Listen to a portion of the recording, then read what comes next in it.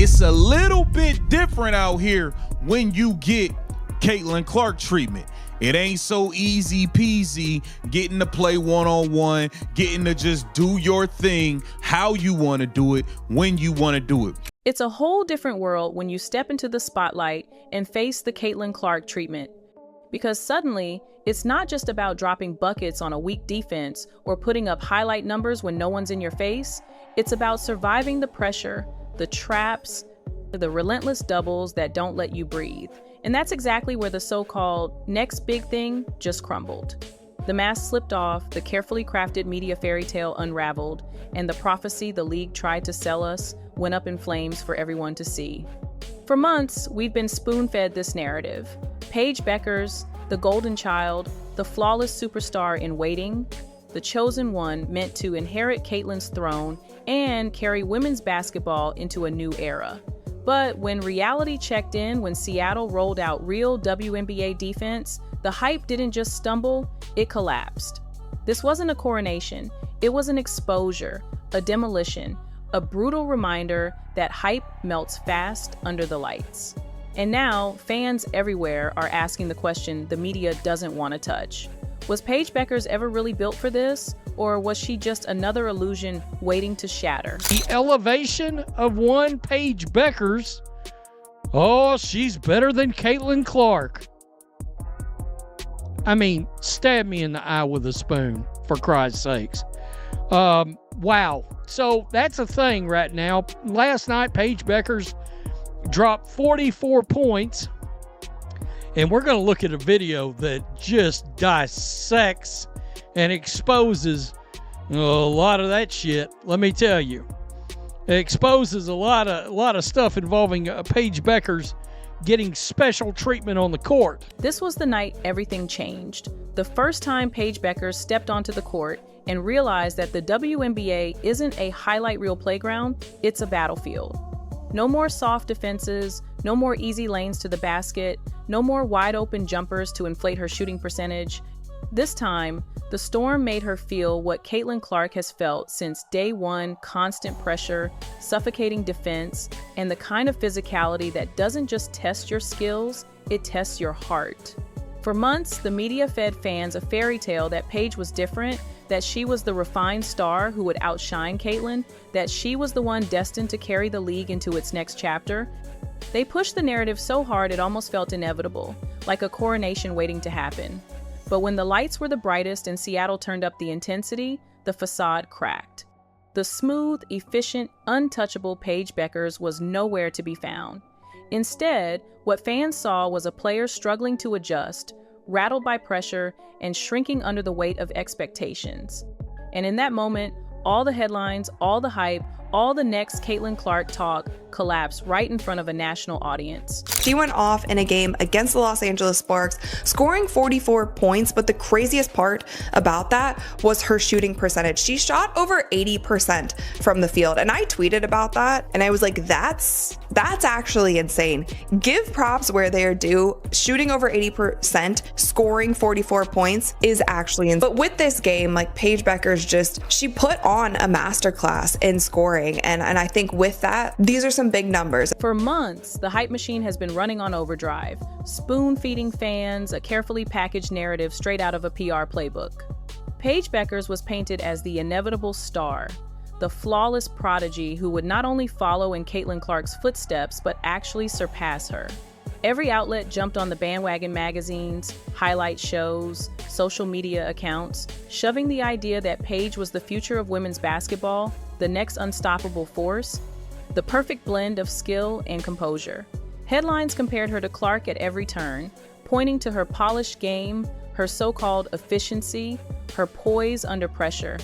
They elevated her as if she was already the queen of the league, as if Clark's impact could simply be copied and pasted onto her. But that narrative was always built on fragile ground.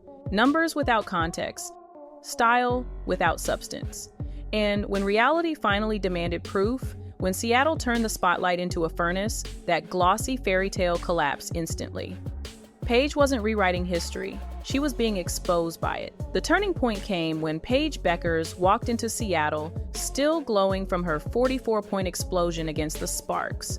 a performance the media hailed as her crowning moment, her arrival, her proof that she was ready to be the next big thing. But what no one mentioned was the context that game came against a team that barely contested her, letting her play one-on-one in wide-open spaces. Shooting over 80% looked impressive on paper, but it was a performance built on defense that refused to challenge her. So when she faced the storm, reality hit hard. Seattle didn't roll out a red carpet, they rolled out a defensive wall. They trapped her, they blitzed her, they contested every dribble and every shot, daring her to prove she could handle the same treatment Clark gets every single night. And the result? A brutal reality check, 11 points on 2 for 11 shooting, 0 assists, and just 2 rebounds. Not the stat line of a savior, not the box score of the league's next superstar, but the cold numbers of a player completely neutralized by pressure. What was supposed to be a coronation quickly turned into an exposure session, and fans watching could feel the narrative collapsing in real time. What made this collapse sting even more was how perfectly Seattle's defense predicted it. Before the game even tipped off, Coach Noel Quinn said the plan was simple. Test Paige the way Caitlin Clark has been tested since her first WNBA minute. Be physical, take away her space, throw bodies at her, and see if she could survive the storm. And when the game started, that plan unfolded with surgical precision. Paige wasn't just guarded, she was swarmed. Every dribble came with pressure, every screen was blitzed, every lane to the basket shut down before it even opened. Slim Whitcomb bodied her up on the perimeter. Skylar Diggins-Smith rotated to cut off her drives. Gabby Williams and Erica Wheeler contested everything she put up. It wasn't one defender, it was an army. And the result was devastating. Paige hesitated, her rhythm evaporated, and by the second half, she looked like a player trying to disappear into the background. Compare that to Caitlin Clark, who's faced this level of treatment every single night for over a year and not only survived, but thrived under it. That's the difference between hype and history. Paige got one night of Clark-level defense and folded.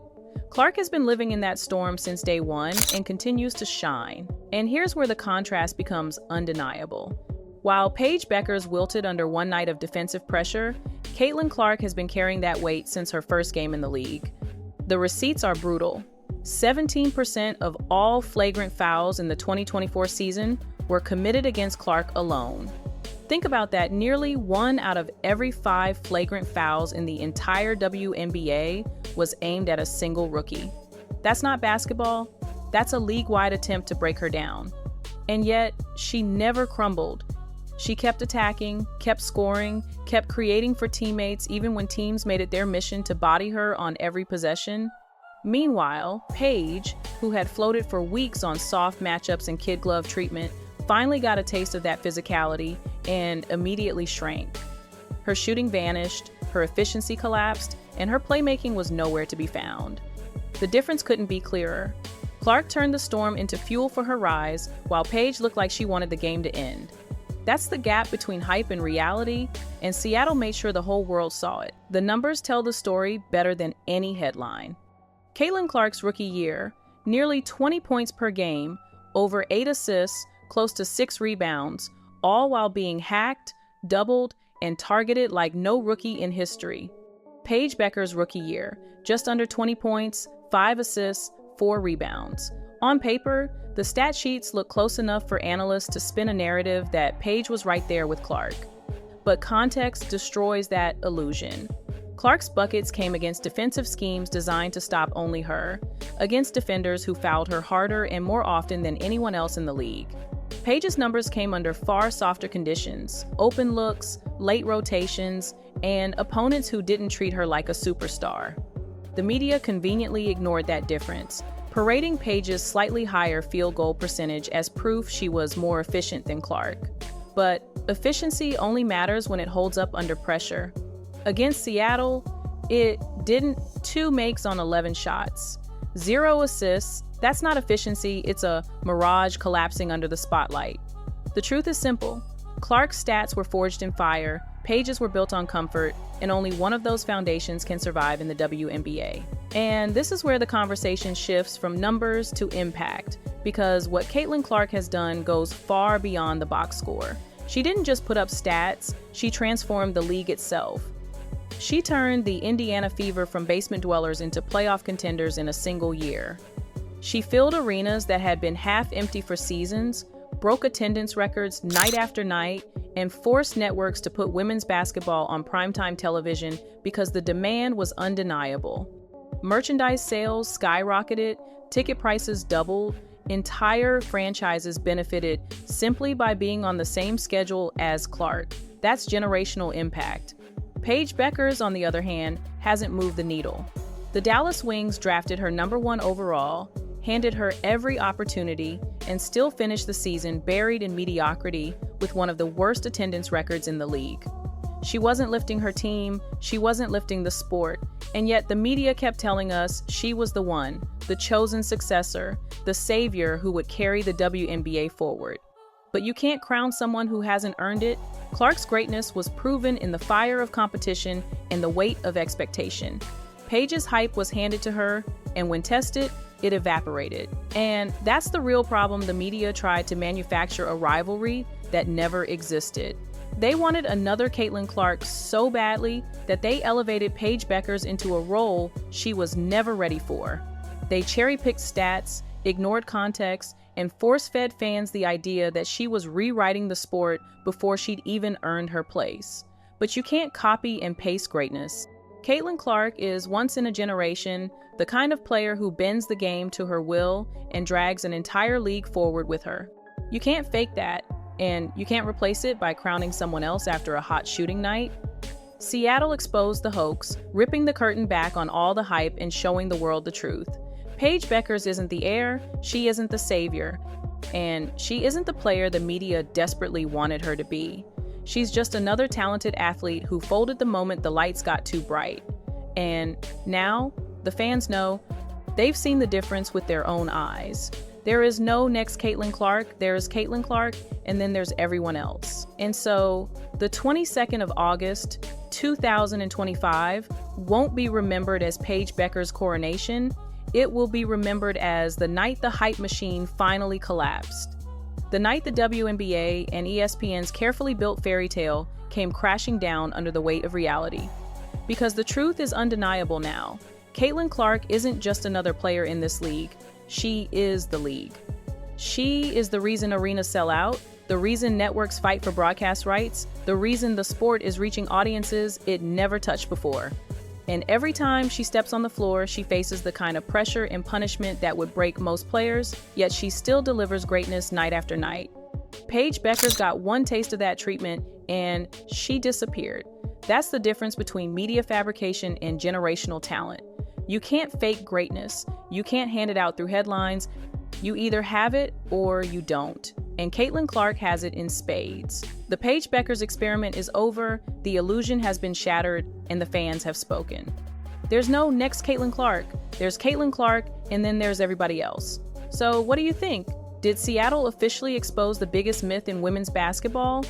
Let us know in the comments. Hit that like button if you agree, and don't forget to subscribe because this story is only getting bigger, and you don't want to miss what happens next.